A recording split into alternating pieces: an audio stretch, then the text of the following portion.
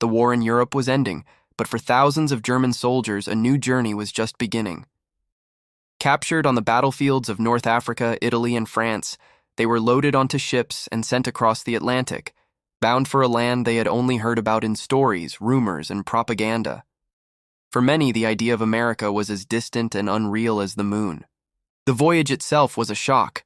The ships were crowded, the food unfamiliar, and the guards spoke a language most of the prisoners didn't understand. Some POWs expected to be treated harshly, even brutally. The reality, as they would soon discover, was something else entirely. As the ships neared the American coast, the POWs crowded the rails, straining for their first glimpse of the new world. What they saw left them speechless. The skyline of New York City rose out of the mist.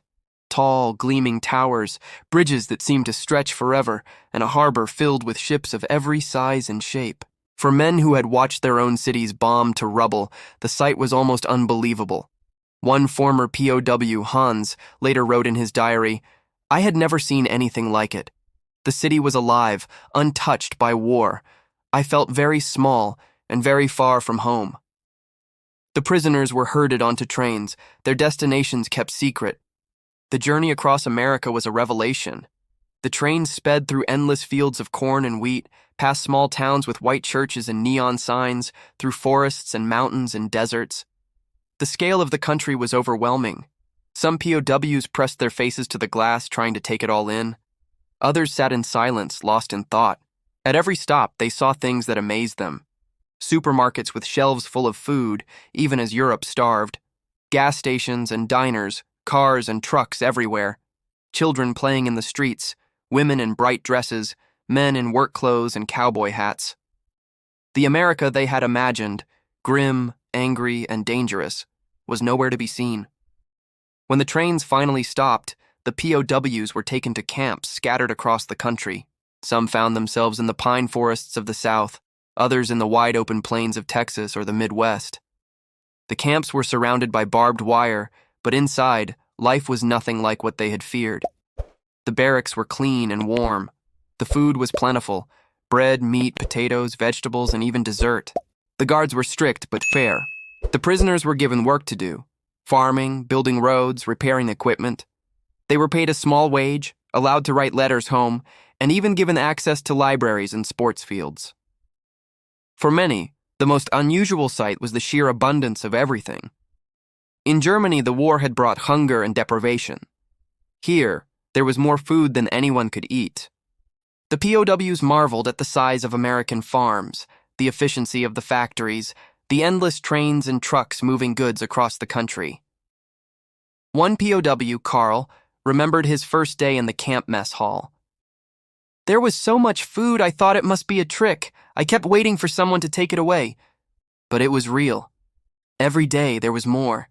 The prisoners were also surprised by the attitudes of the Americans they met. Some guards were distant, but many were friendly, even curious. Local farmers and townspeople sometimes came to the camp fences to talk, to wave, or to offer gifts. Some POWs were sent to work on American farms, where they lived with local families and saw a side of America that few Europeans ever imagined. The culture shock was profound. The POWs had been raised on Nazi propaganda, taught to believe that Americans were decadent, lazy, and violent.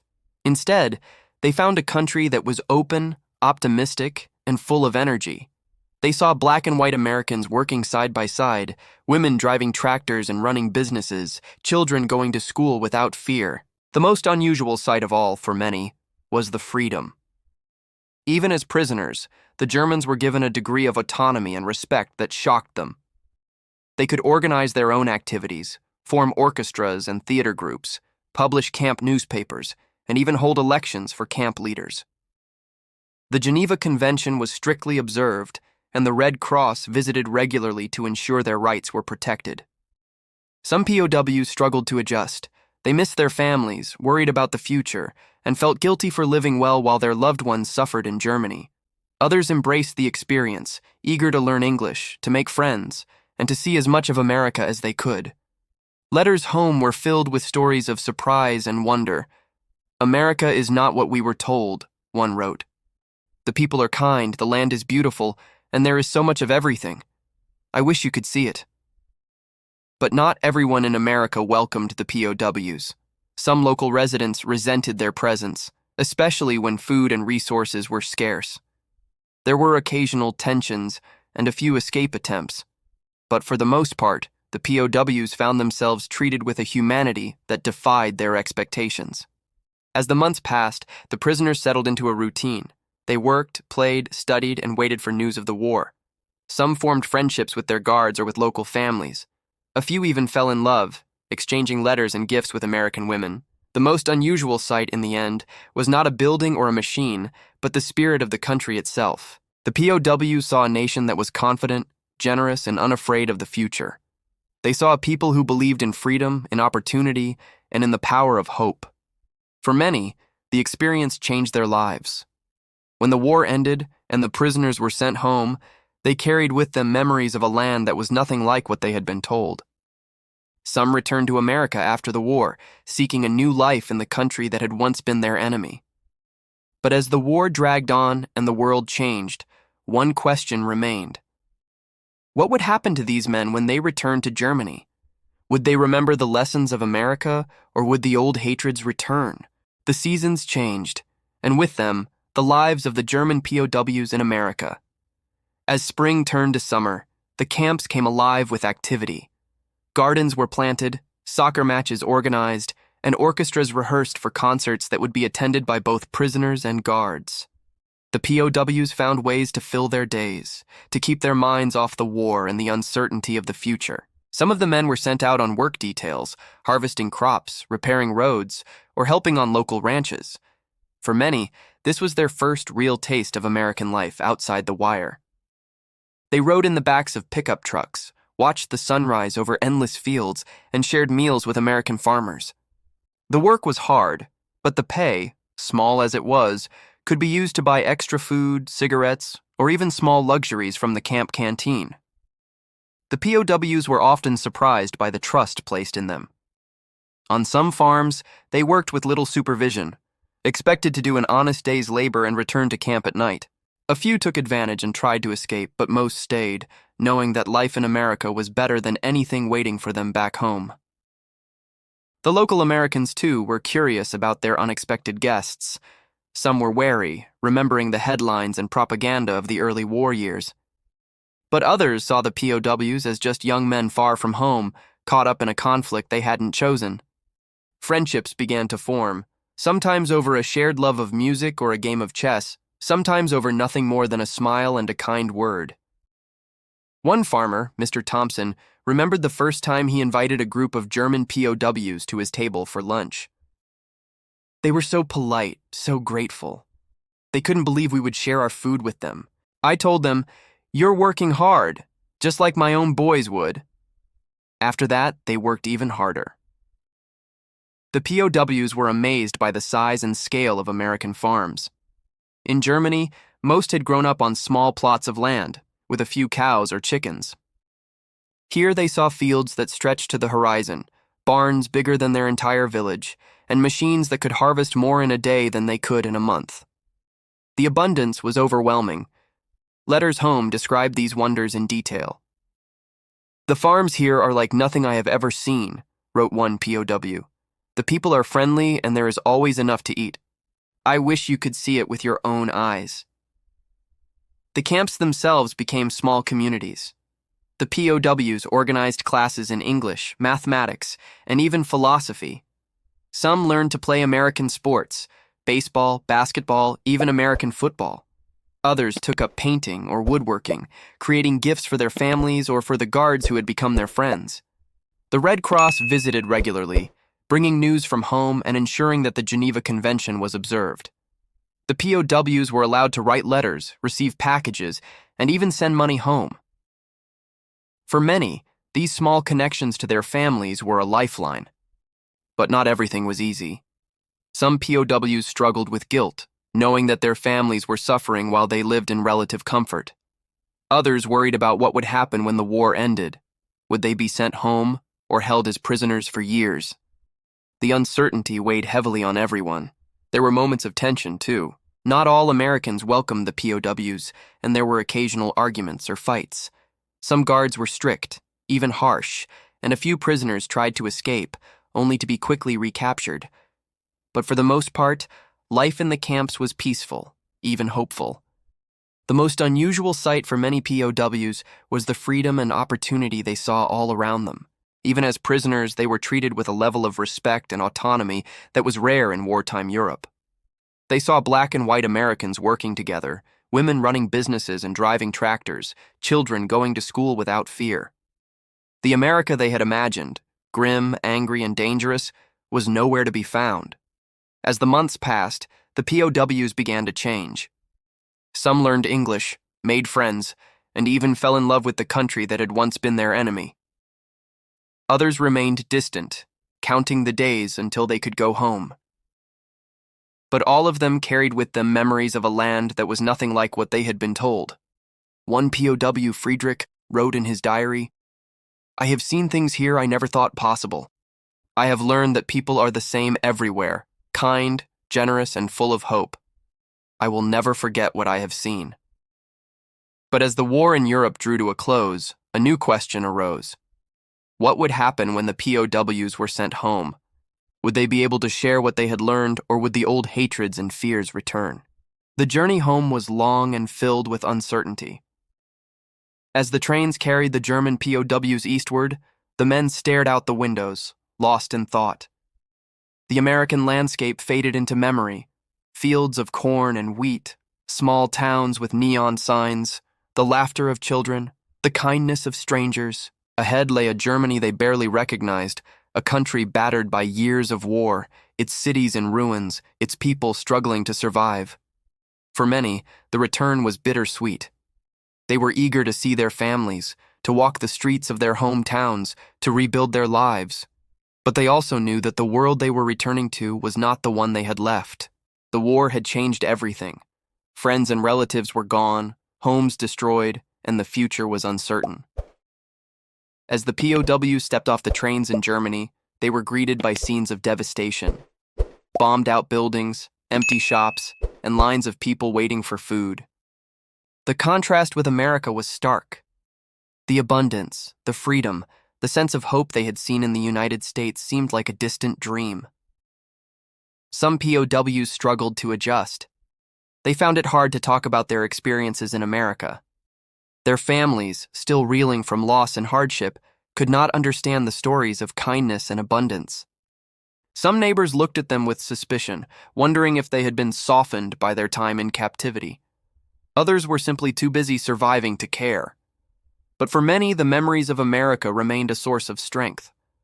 They remembered the lessons they had learned, the value of hard work, the importance of community, the power of hope. Some tried to share these lessons with others, encouraging their friends and families to look to the future, to rebuild, to believe that a better life was possible.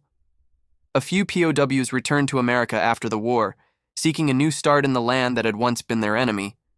They became farmers, mechanics, teachers, and businessmen. They married, raised families, and became part of the American story. For them, the most unusual sight was not the skyscrapers or the highways, but the chance to build a new life in a place that had once seemed impossible. Others stayed in Germany, but carried the spirit of America with them. They became leaders in their communities, advocates for peace and reconciliation, and voices for a new way of thinking. They remembered the kindness of the Americans who had treated them not as enemies, but as people. They taught their children to judge others not by their nationality or their past, but by their character and their actions. The story of the German POWs in America became a legend, passed down from one generation to the next. It was told in letters, in memoirs, and in quiet conversations around kitchen tables. It was a story of surprise, of transformation, and of the power of human connection. Historians and journalists began to take notice. They interviewed former POWs, collected their stories, and published books and articles about their experiences. The story resonated with people around the world, a reminder that even in the darkest times, there is room for kindness, for understanding, and for hope. In the years that followed, some of the former POWs returned to visit America. They sought out the camps where they had lived, the farms where they had worked, and the families who had welcomed them. They were greeted as old friends, their memories cherished and their stories celebrated. The Americans who had known the POWs remembered them too. They spoke of the young men who had arrived as enemies and left as friends. They remembered the laughter, the music, the shared meals, and the moments of understanding that had bridged the gap between two worlds. The legacy of the German POWs in America is still felt today. It is a story of resilience, of the ability to adapt and thrive in the face of adversity. It is a story of forgiveness, of the willingness to let go of old hatreds and embrace a new way of thinking. It is a story of hope, of the belief that even the most unusual sights can become the most cherished memories. As the years passed, the former POWs grew old. Some passed away, their stories preserved in diaries, letters, and the memories of their families. Others lived to see a new Germany, one that embraced democracy, freedom, and the values they had seen in America. The story of the German POWs in America is a testament to the power of the human spirit. It is a reminder that even in the midst of war, there is room for kindness, for understanding, and for hope. It is a story that continues to inspire, to challenge, and to remind us that the most unusual sights are often the ones that change us forever. But as the world moves on and new generations grow up, one question remains. Will we remember the lessons of the past? Will we continue to see the humanity in those we once called enemies? Or will the most unusual sight of all, compassion in the face of conflict, be forgotten? Decades have passed since the last German POW left American soil, but the echoes of their experiences still linger. For many, the memories of their time in the United States became a touchstone, a reminder of a world that was bigger, kinder, and more complex than they had ever imagined. As they grew older, these men became storytellers, sharing their experiences with children, grandchildren, and anyone willing to listen. Some former POWs wrote memoirs, describing the shock of their first days in America. They remembered the train rides through endless fields, the sight of bustling cities untouched by war, and the feeling of stepping into a mess hall overflowing with food. They wrote about the first time they tasted Coca-Cola, the strangeness of American music on the radio, and the laughter that erupted when they tried to play baseball for the first time. Others spoke of the friendships they formed, with guards, with local farmers, with fellow prisoners from other countries.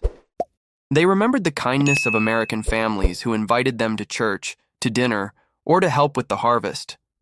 Some even kept in touch with these families for years after the war, exchanging letters and photographs, sharing news of weddings, births, and the slow rebuilding of their lives. For many, the most unusual sight was the way Americans treated each other and their prisoners. The POWs had expected harsh discipline, suspicion, and even cruelty. Instead, they found a society built on trust, cooperation, and a belief in second chances. They saw black and white Americans working side by side, women running businesses and driving trucks, and children who spoke freely and dreamed big. The openness and optimism of American life left a deep impression. Some former POWs returned to America after the war, drawn by the memories of their time in the camps. They became citizens, started families, and built new lives in the country that had once been their enemy. They brought with them a unique perspective, a blend of German discipline and American hope. Their children grew up hearing stories of both hardship and kindness, of war and peace, of the most unusual sights a young man could ever see. In Germany, the returnees faced a different challenge. The country was in ruins, its people struggling to rebuild. Some former POWs found it hard to talk about their experiences in America. They worried that others would see them as traitors or that their stories would be misunderstood. But over time, as the wounds of war began to heal, their stories found a place in the national memory. Historians and journalists began to collect these stories, recognizing their value as a window into a forgotten chapter of the war. They interviewed former POWs, guards, and American families, piecing together a mosaic of experiences that defied easy categorization. The result was a portrait of humanity in the midst of conflict, a reminder that even in the darkest times, people can choose to see each other as individuals, not just as enemies.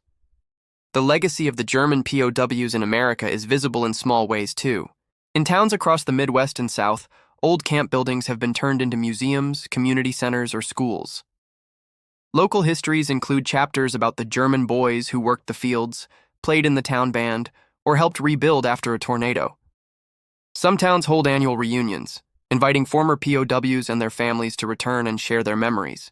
The story has also found its way into popular culture. Novels, films, and documentaries have explored the experiences of German POWs in America, bringing their stories to new audiences. These works often focus on the moments of connection, the shared meals, the music, the laughter that made life in the camps bearable and sometimes even joyful. But perhaps the most important legacy is the lesson that the POWs themselves carried home. That kindness is a form of strength, that understanding is more powerful than hatred, and that the most unusual sights are often the ones that change us forever. As the last generation of German POWs passes away, their children and grandchildren continue to tell their stories. They remember the shock and wonder of arriving in America, the friendships that crossed borders and languages, and the hope that grew in the most unlikely places. They honor the memory of those who did not return, and they celebrate the lives that were changed by a journey that began in war and ended in understanding. The story of the German POWs in America is a story of transformation. It is a story of how war can bring out the best in people, of how kindness and understanding can bridge even the deepest divides. It is a reminder that the most unusual sights are not always the ones we expect, and that sometimes the greatest surprises come from the people we least expect. As the world faces new challenges and new conflicts, the lessons of the past remain as relevant as ever. The story of the German POWs in America is a testament to the power of the human spirit, a reminder that even in the midst of war, there is room for kindness, for understanding, and for hope. And so, as the sun sets on another day, we remember the men who crossed an ocean, saw a new world, and discovered that the most unusual sight of all was the possibility of peace.